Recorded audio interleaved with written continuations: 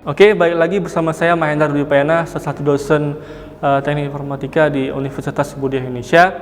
Nah, kita akan bahas ulang lagi mengenai atau mereview ulang lagi mengenai client-side programming atau pemrograman dari sisi klien ya, yang kita sebut dengan browser. Nah, di sini ada HTML, CSS dan JavaScript. Nah, HTML kalau kita pelajari histori tentang Amazon tadi, kemudian Facebook dan lain sebagainya, itu HTML-nya masih HTML standar.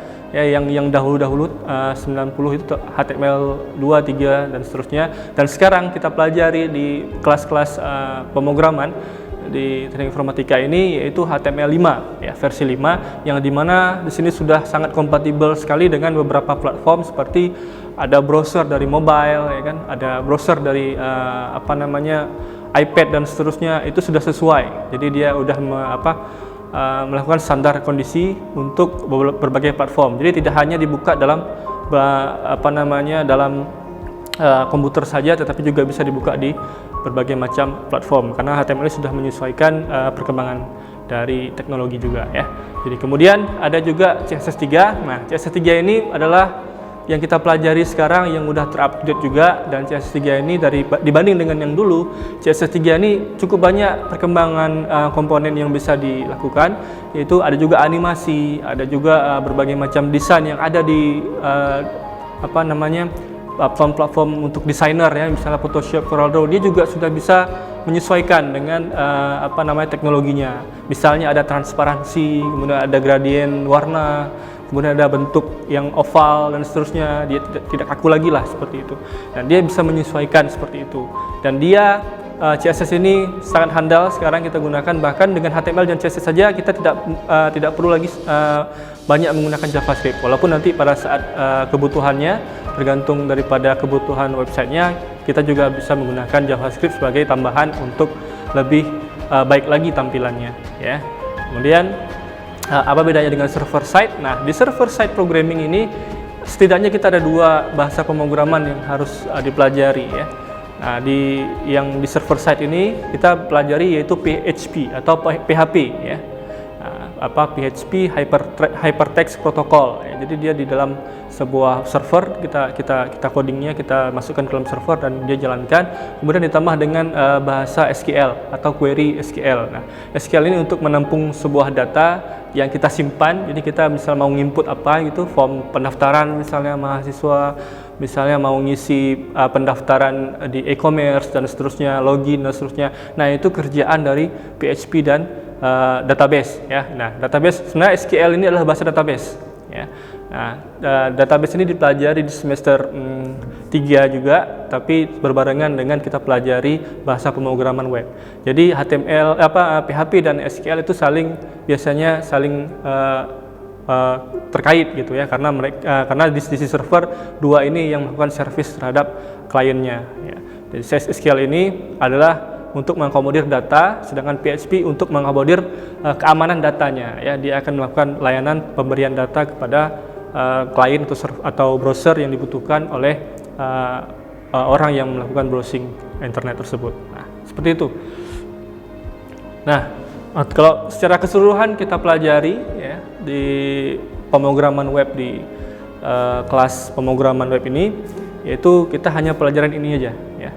HTML, CSS, JavaScript, PHP dan query SQL ya, dalam hal ini database. Nah, dari semua ini sebenarnya ada subkomponen-komponen yang kita pelajari cukup banyak sekali. Misalnya di CSS ada box model, di CSS ada transisi, animasi dan seterusnya, itu banyak sekali yang dipelajari. Kemudian JavaScript juga sama, ada JavaScript untuk pemrograman matematik, kemudian logika, kemudian pengkondisian atau perulangan juga ada. Dan kemudian ada mempelajari dokumen object model atau DOM. JavaScript itu bisa mengolah dokumen HTML yang udah ada, diolah sehingga lebih dinamis seperti itu. Kemudian untuk datanya itu kita akomodir dengan menggunakan bahasa PHP dan juga database-nya yaitu SQL.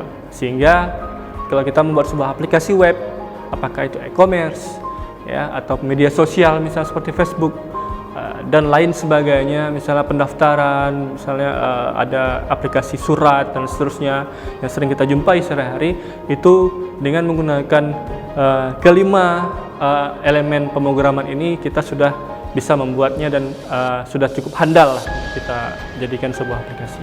Nah, seperti itu.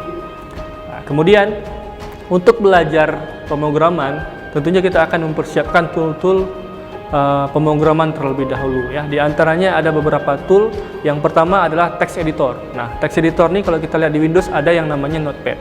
Ya, nah, tapi itu terlalu standar karena agak sulit untuk melakukan pemrograman di dalamnya, walaupun bisa, tetapi ada tool-tool lain, text editor lain yang lebih bagus, lebih baik ya untuk melakukan pemrograman. Di antaranya ada Notepad++, ada Sublime Text, ada Atom, dan bahkan saya menggunakan sebuah text editor yang baru muncul belakangan ini, yaitu yang disebut dengan Visual Studio Code. Nah, Visual Studio Code ini adalah sebuah produk dari Microsoft dan sudah cukup baik berjalan di platform Windows dan juga macOS, bahkan di Linux juga ada.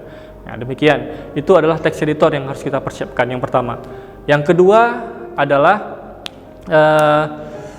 browser tadi. Ya, browser tadi kita siapkan untuk menjalankan script yang kita program dalam sebuah text editor tadi. Ya, text editor tadi, ya, itu akan kita jalankan atau kita coding dalamnya, kemudian kita akan mengcompile atau menjalankannya di sisi browser. Nah, seperti itu. Nah, ini adalah Visual Studio Code yang saya gunakan. Dia sangat kompatibel dengan berbagai bahasa pemrograman, bahkan tidak hanya pemrograman web, pemrograman desktop, pemrograman mobile juga, dia sudah bisa mengakomodir untuk melakukan program gitu. Nah, seperti itu. Nah, ini beberapa tool lagi, seperti tadi saya bilang ada browser, ya, ini dibutuhkan untuk menjalankan tampilan daripada hasil program kita, ya. Oke, berikutnya.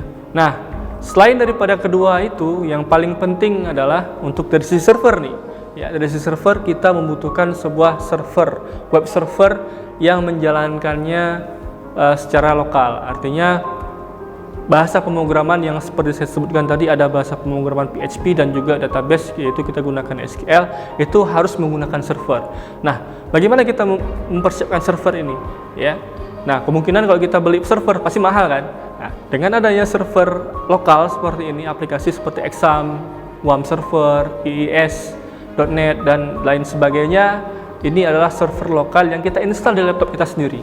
Nah, jadi sifatnya lokal, hanya bisa diakses dalam laptop sendiri, tapi nanti pada saat jadi programnya baru kita masukkan ke dalam server sehingga bisa dilihat oleh semua orang. Nah, ini harus kita persiapkan. Setidaknya ada 3 tadi, ada text editor, ada browser, dan juga web server. Nah, seperti itu. Nah, kemudian dari sisi keempat pemrograman tadi, bahasa pemrograman tadi, itu kalau kita bagi skill dalam sebuah fakultas ilmu komputer, ada banyak, atau ada informatika, ada sistem informasi, ada ilmu komputer. Nah, itu bisa kita bagi 3 skill dalam pemrograman web. Ya, di antaranya ada UI UX designer. Nah, ini mereka yang mempelajari ini lebih kepada desain, ya, tampilan desain yang menurut keinginan atau kebutuhan klien atau pengguna aplikasi sekarang. Misalnya mereka ingin aplikasi yang fleksibel, yang bisa dibuka di web dan juga di platform Android ataupun iOS. Nah, mereka mempelajari warna, mempelajari desain yang cocok untuk aplikasi tersebut. Misalnya aplikasinya untuk anak-anak. Nah, jadi mereka akan mempelajari beberapa desain tersebut. Kemudian ada front-end developer. Nah, ada juga front-end developer ini itu desain biasa gitu, yang mendesain secara sketsa, desain cocok untuk aplikasi ini apa. Jadi UX designer untuk melihat ilmu psikologi pengguna, dan front end ini sebagai orang skill designer. Nah, satu lagi adalah back end developer. Dia melakukan semua logika pemrograman yang diatur dalamnya adalah data, ya, akomodir data, ya. Kemudian keamanan, enkripsi tadi, ada banyak enkripsi, kemudian dan lain sebagainya yang berhubungan dengan keamanan data tersebut, ya. Nah, itu ketiga ini biasanya dipelajari mungkin secara terpisah, tapi dalam pemrograman web kita akan pelajari juga sekilas mengenai ini, ilmu ini, teorinya, sehingga mereka tahu mereka itu cocoknya di mana, apakah mereka di front end atau di back end developer. Jadi nanti tergantung daripada mahasiswanya tersebut. Oke, demikian selanjutnya kita akan di sesi berikutnya. Terima kasih.